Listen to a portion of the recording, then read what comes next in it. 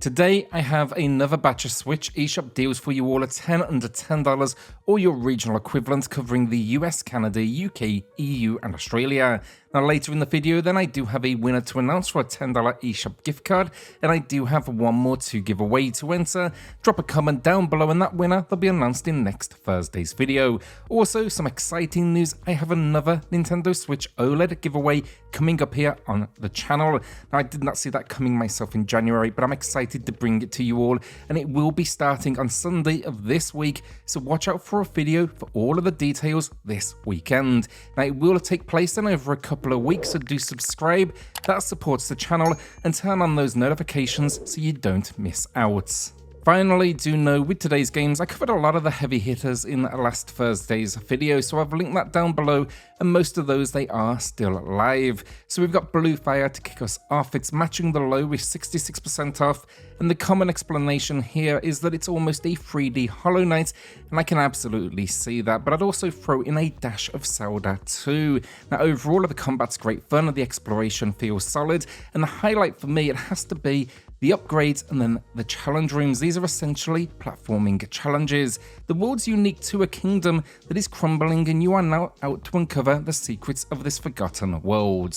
Ghostblade HD is a shmup that I haven't spoken to in a while. I reviewed it on the channel years ago, and looking back, I feel I was a little too harsh as I was comparing it to many of the greats in the genre, and I really didn't account for where this kind of, I guess, fits in. Where is that? Well, in my opinion, it's a great option for those new to the genre, or maybe those who have been intimidated by it.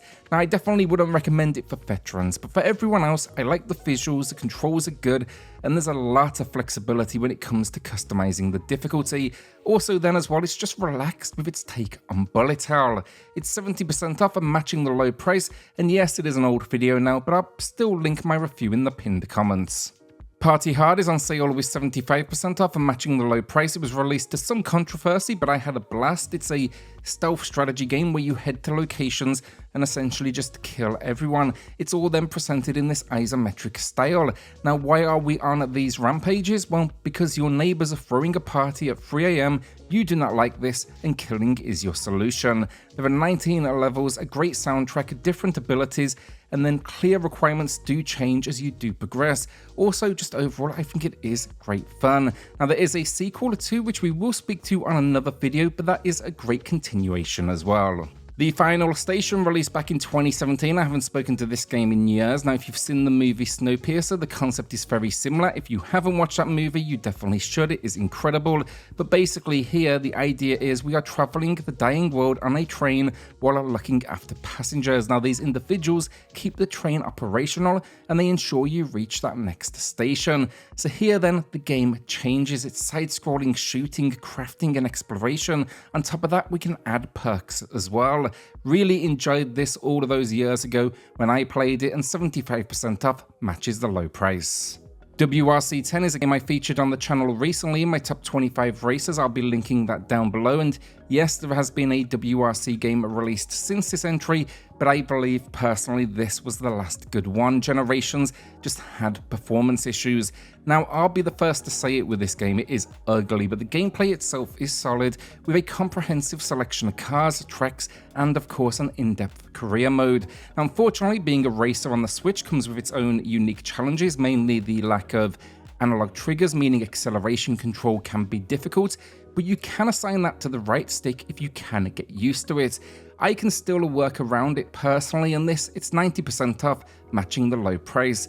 A final note on this game though, I want to put it out there, incredibly challenging, and it will take some serious practice.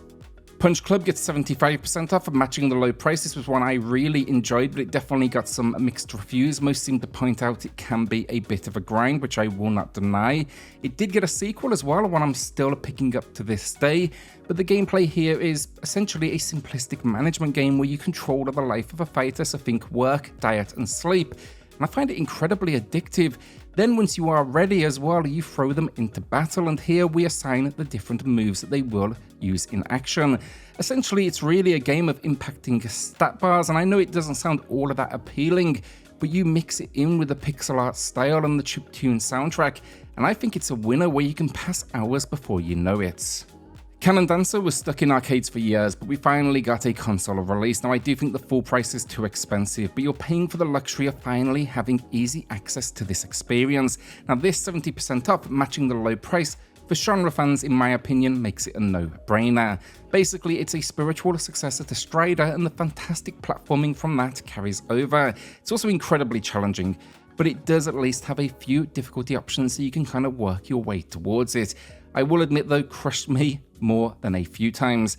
Now I wouldn't say there's a huge amount of replayability once you've beat the game, rather it's a keep playing and fine-tuning your approach, but yeah, check out my review in the pinned comments. Freshly Frosted is a game I enjoyed a whole lot more than I expected. It's also here then with a new low price, 37% off, and let's face it, this game was budget to begin with. And the gameplay is a puzzle experience, and building and managing conveyor belts is the name of the game. Basically they bake and decorate donuts. The further you get, of course, the more complex things do get. Not only though with managing the track layout, but the decorations as well. It is a nice chilled game though, and I love the pastel color scheme, and it even features a minimalistic story, which I wouldn't come here for it, but I think it plays into the whole vibe really nicely. Our winner of the week then is Creepy P, who said they would pick up the boxing game when it's on sale in the UK. Now that game is Thunder Ray, it's great, if short, think a Punch-Out clone basically, but Nintendo won't do anything with the IP, so it's definitely great to see someone taking some action. Congrats on the win, P, drop me an email for the code, and everyone else, drop a comment down below for your chance in next week's video. Spiritfarer then is a personal favourite of mine. It's here matching the low price with 75% off, and if you want another relaxing option, this is it. Now the story, it's simple enough. We are the new ferry master, and our task is to fulfill final wishes and make these guests comfortable before they do pass to the afterlife. But it's just amazing how attached you get to this cast. They've also then added in free DLC with new characters, which is seriously appreciated. The gameplay then explore locations, complete minigames, and build up homes and areas on your ship for those around you. I really think this game is something special, and I cannot wait to see what this team does next. Now my review is in the pinned comment down below, do check that out. I was actually sick at the time of recording, and it was just the perfect game to play in that moment. The Legend of Tianding is our final game, and this is an action platformer with minor RPG elements. Now this is thanks to the fact you can actually explore the world between missions or take on quests, even play a card minigame. Comic book style though I love, and the story is unique as well. It's a tale of the Taiwanese Robin Hood, and it's based upon a real individual. Just love the early 20th century setting here, and the combat and the platforming as well are truly fantastic. Particular highlight as well, gotta be the bosses. My only real complaint, the exploration gets boring as it's a whole lot of back and forth due to its 2D design, and I'm not sure it was entirely necessary. Check out my review in the pinned comment, it's 50% off, matching the low price. And that is the video down. What will you be adding to the library this week? Let us know in the comments. Remember then, do watch out for a video on Sunday, which will break down all of the details around our Nintendo Switch OLED giveaway for January. With that then, a shout out to the patrons of the channel who are going above and beyond to support SwitchCorner. It helps more than you know, so thank you all so much. Then hit subscribe, join us here for reviews, deals, news and lists daily, and I'll see you all on the next video. Thanks everyone.